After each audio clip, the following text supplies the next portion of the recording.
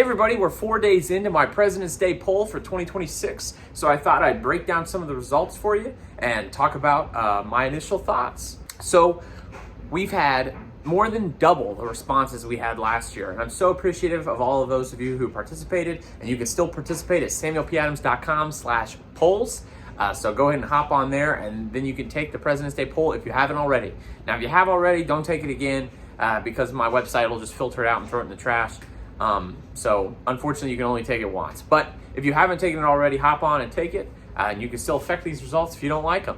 Let's get into it.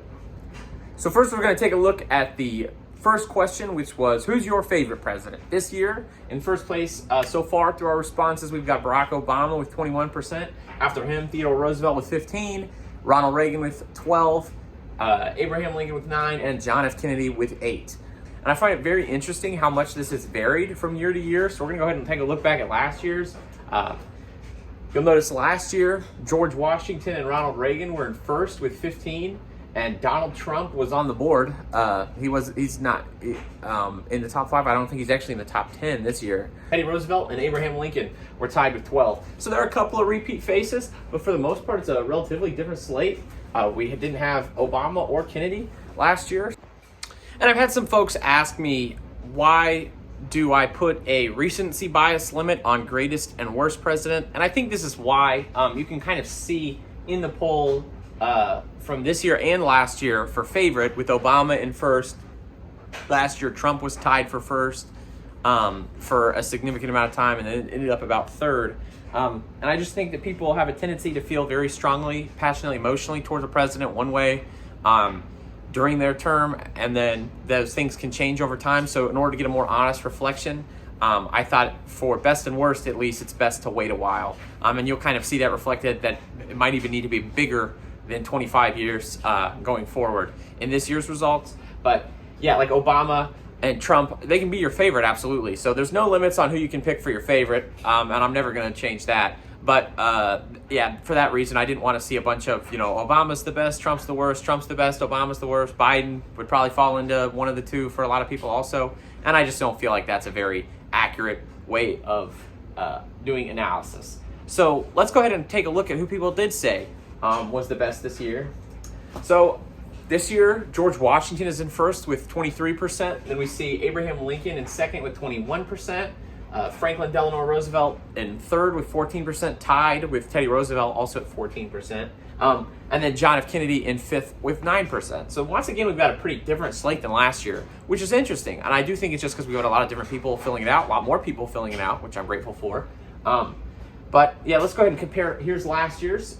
Reagan had a commanding lead in first with 27%. Then Washington was in second, so he was still top two last year in 19%. Then Lincoln at 15, Teddy Roosevelt at 12, and FDR at 12. So a lot of the same faces, just kind of rearranged in the order, but we've swapped. Reagan has fallen off the top 5, and Kennedy has found his way in the greatest category. Now, when we talk about presidential greatness, there's a lot of different factors that people look at that can affect how they feel about it. I'm not surprised that Washington and Lincoln regularly show up in American history. Those are the two we tend to fixate on the most. Teddy Roosevelt and FDR both showing up is also not a surprise. Another two we talk about a lot, FDR with his response to the Great Depression and the New Deal and World War II and all those things definitely elevated his historical view by a lot of people. And then Teddy Roosevelt, he's got his face carved into a mountain just alongside Washington and Lincoln, so it makes sense that he'd be up there. I find it interesting that Kennedy and Reagan get involved in here so regularly, that Kennedy's term was only 3 years long, not even a full 3 years, because he was killed by an assassin. A lot of the great things that are attributed to him actually took place more so because of the fallout from his assassination than his actual presidency. So it's Kennedy's legacy that probably throws him up here.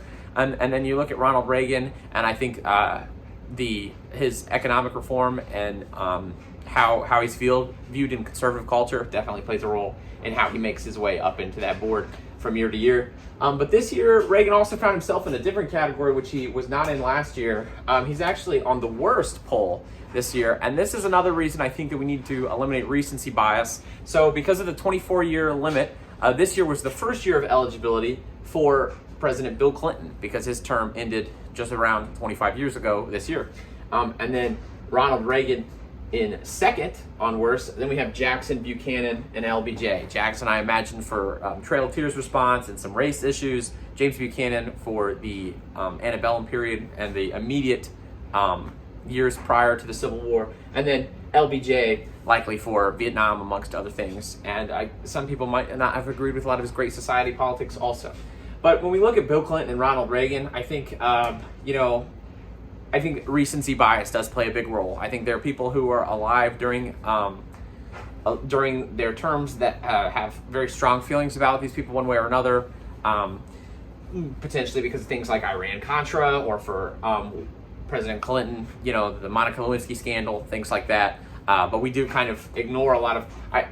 historians tend to rank the two of them in the top half of presidential history, so it's interesting that they showed up this year at the top of the worst, especially because last year neither of them were in the top five. Obviously, Bill Clinton wasn't even eligible last year to be listed as the worst, but Reagan wasn't even near the top five. He wasn't even top 10 in last year's results. And we saw Andrew Jackson, Woodrow Wilson, FDR, James Buchanan, and then William Henry Harrison, which in my opinion is kind of unfair. William Henry Harrison only had a month to achieve anything, so he didn't have an F grade presidency. He would have had an incomplete in the academic circle. But I actually feel like this is a more honest reflection of history with what because most of these most of these presidents have been out of the office for nearly 100 years, with FDR being the exception there, within that range a little bit. But I think that gives us more time to get an accurate reflection on the fallout of their presidency. But in the end, it's up to you, the voter. So I'm so grateful you guys are participating and giving us things to talk about. I imagine Woodrow Wilson, a lot of people have a lot to say about race issues during his presidency, and some of the broader impacts of his social policy. FDR, kind of the criticisms of the New Deal that tend to find him in these lists, by contrast to those who, some people really love his policies because of how they affected society in terms of social issues, things like Social Security, Medicare, and government reform. And then some people really don't like it because of how the fallout led to just a larger national government. And then James Buchanan up here again for the same reasons. Same with Andrew Jackson. And then William Harrison, like I said, he definitely didn't get my vote. I do fill out the poll every year. If you want, comment and ask me who I selected for each. I can give you my reasons. All right, and then we'll go ahead and take a look at the 2026 Who Should Be the Next President poll. Now, this one has some similarities to last year, a couple of small contrasts. So right now, as it stands, J.D. Vance has 17% in first. He's the current vice president, and a lot of times they are the favorite to be the next president. You got to think our last vice president was a major party nominee. Our last president was a former vice president. So we see a lot of people assume the vice president will take the role of the president. Vice President Vance is very popular, so it makes sense that he would be leading the front. I was kind of surprised to see Pete Buttigieg has jumped so far from last year. Last year he was finished about 9th or 10th. This year he's in about 2nd. I do think we've had more college-age respondents. I can't see everything, which is intentional. I don't want to invade people's privacy, but there is a little bit of data that my website collects about people, usually what state they're from and a general age demographic, like a decade's worth, 18 to 28, that kind of thing. So I've noticed a lot of college-age people probably are fans of Pete Buttigieg. I think that's interesting. Ron DeSantis, another returner, pulling at 12%. Should he decide to run for president again, he had an unsuccessful campaign in 2024 in the Republican primary. Then we see AOC. She's also had a significant jump. She's up to 9% this year. Last year she had less than 1%. And then in 5th place, we have Dwayne "The Rock" Johnson. What you can't see on this is as of right before I made this, I noticed that somebody has jumped up to tie Dwayne Johnson. That would be Congressman Dan Crenshaw, who's actually added as an option because he'd been written in multiple times. And then we have had some other folks start to show their heads towards the end. So I imagine by the end of this poll on President's Day, that 5th place spot could be somebody completely different. So let's look at last year. I've done something wrong. All right, let's look at last year. JD Vance had a commanding lead last year. I do think we had a little bit more of a conservative audience last year. This year we had a little bit more of a progressive audience than we did last year by comparison. I'm not saying that we've had more liberal people fill it out this year, and last year we had a more conservative people fill it out. I'm saying that I think this year has had more progressives than last year. I think we're more balanced this year. Last year was a very, very conservative respondents. But yes, JD Vance filled out with 31%, a pretty significant lead, so that's dropped pretty substantially. And then Ron DeSantis had 12%, so he's a returner. You'll notice Dwayne Johnson is up here again. His rumored presidential ambitions, which we've never actually seen him publicly express that he wants to do it outside of a potentially satirical TV show, have regularly put him on the Vegas betting odds favorites, and that's kind of where I pull these candidates from. A lot of them come from Vegas odds, and then beyond that, I tend to factor in regularly requested people. So if you write somebody in with the other option, and I see it several times, I'll add that person to the ballot so that other people can choose them. Looks like I think the next person who could be eligible for that is potentially Vermin Supreme. I've had a couple of Vermin Supreme votes come through. And then yes, Dr. Ben Carson shows up on here, and Secretary Robert F. Kennedy shows up as well with 8%. So that is a comparison of this year to last year's polls, but you can still take the poll, like I said before, at samuelpadams.com/polls, and I hope you will check it out. We've got a couple more cool things coming up. One of the things I want to talk about, the President's Day event that I'm having at Jonesboro Historical Society, taking place, starts at 2, the actual event. I hope to see you guys there. We're going to be giving out some prizes, doing some trivia games. Should be a good time. I'm excited to say that I'm going to be announcing I'm going to be releasing Samuel P. Adams for President buttons for the first time. I've never done those before.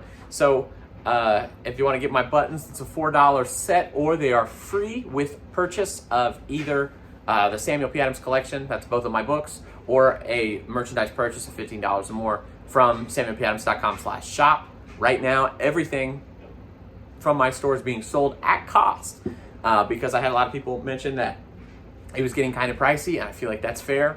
And I'm really not trying to make money. More so, I prefer just that people can have stuff to show that they support my ambitions, because I just really appreciate.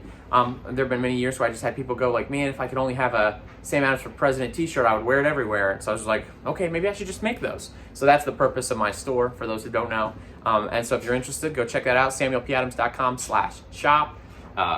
And all of the stuff from my merchandise store is being sold at cost right now. $30 sweatshirts, $20 t-shirts and hats. The mugs I think are like $13 to $15 depending on which kind of mugs. So yes, some cool options there. I hope you check that out. And then I hope to see you guys at the President's Day event and get you some buttons.